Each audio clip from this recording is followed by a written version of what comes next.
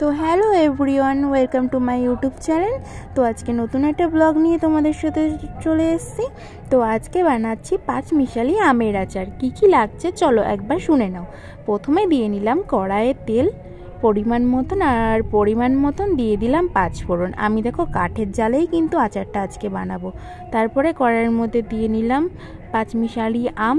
দেখো কিছু কিছু আমের খোসা ছাড়াইনি, কারণ খোসা থাকলে আমগুলো আর কি আচারগুলো ভালো হয়, সেই কারণে কিছু কিছু আমি খোসা ছাড়াইনি আর কিছু কিছু আমের খোসা ছাড়িয়ে নিয়েছি। তবে পরিমাণ মতন লবণ দিয়ে নিলাম, আর এরপরে একটু ভালো করে নাড়াচাড়া করে নিতে হবে। লবণটা দেওয়ার পরিমাণটা এরকমই রাখবে যেন বেশি না হয়, বেশি হলে আবার আমটা অত্যাধিক গলে যাবে। তো আমি অল্প পরিমাণেই আমটা দিলাম।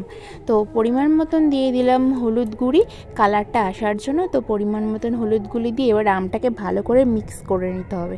দেখো আমি ভালো করে মিক্স করে নিয়েছি, আর হালকা হালকা তা দিতে হবে যেন কড়াইয়ে না লেগে যায়। তোমরা যদি গ্যাসে করো সেটা পুরো একদম আলাদা। আমি যেহেতু কাঠের জালে করছি, কাঠের জালে না আচার বানাতে না খুব ভালো লাগে, তার জন্য আজকে কাঠের জালে আচারটা বানিয়ে তারপরে দিয়ে নিলাম পরিমাণ মতন চিনিটা না এখানে অনেকটাই লেগেছিল।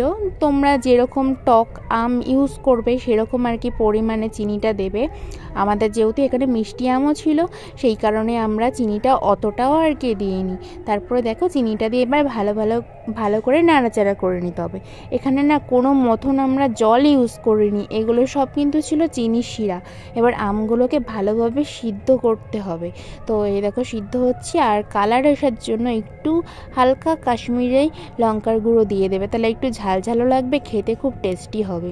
তো আমরা সেই মতো নিয়ে অল্প জাস্ট সামান্য একটু কাশ্মীরি লঙ্কার গুঁড়ো দিয়ে দিয়েছি। তারপরে দিয়ে দিলাম পরিমাণ মতন বিট লবণটা দেওয়ার কারণ একটাই, যে দেখবে যে কোনো আচারের উপরে না একটু বিট লবণ দিলে খুব ভালো লাগে খেতে, আর টেস্টটাও একদম অন্যরকম হয়ে যায়। দেখো আমার আমগুলো সিদ্ধ হয়ে গেছে, আমি তাই একটুখানি খুন্তি দিয়ে একটু ভেঙে ভেঙে দেখছি যে আচারটা কতদূর কী হলো। দেখলাম যে না আমটা ভালোই সিদ্ধ হয়ে গেছে। তো এইভাবে নাড়াচাড়া করতে হচ্ছে। আর তোমরা এই জিনিসটা সবসময় মনে রাখবে, আচারে না ভিনিগারটা দিয়ে রাখবে, তাহলে তোমরা অনেক দিন এই আচারটাকে স্টক করে রাখতে পারবে। ভিনিগার দিলে নাকি আচার ভালো থাকে। তো আমরা ভিনিগার দিয়ে দিলাম 1 মুটকি। তারপরে দিয়ে দিলাম আগে থেকে মশলা ভেজে রাখা এবং গুঁড়ো করা। এখানে ছিল হচ্ছে ধনে ছিল, জিরে ছিল, তারপরে হচ্ছে শুকনো লঙ্কা ছিল, মৌরি ছিল।